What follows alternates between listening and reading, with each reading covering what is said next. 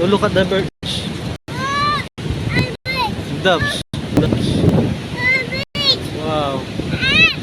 Ay, nakahulog ka dyan. Kaya mo lang. Hindi, di mahulog yan. Hindi, di mahulog. Malikot. Tiwala kayo, Lord. Ay! Ha? Tiwala kayo, Lord.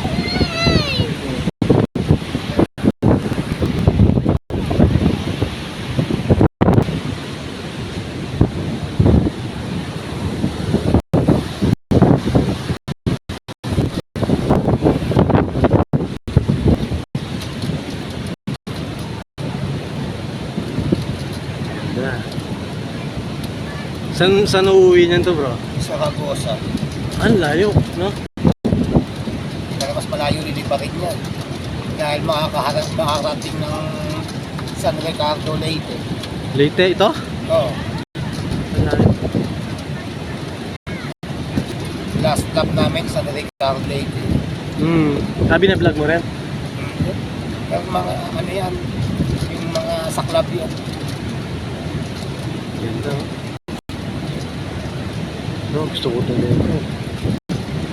Ano kasi kulay yung pag ganyan ang tawag dyan?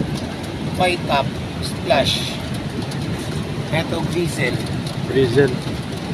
Ito black chick. Ganda. Ito splash. Blue bar. Oh, blue bar. May short pick pang tinatawag dyan, bro. Yung, Short pick. yung Long mga pick. pang show yun. Pang show talaga yan. Ito pang talaga itong mga to.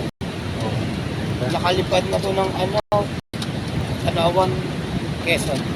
Oh, Yung nagaling yan. umuwi din sila doon, gano'n? Pero malapit pa lang yan, 260 km lang yon sa air distance. Oh, ganun ba? Galing, no? Ang last lap na liliparin nito, San Ricardo, 840 km sa air distance. Oo. Kung sa biyahe, 3 beses sila isasakay sa barko. Grabe.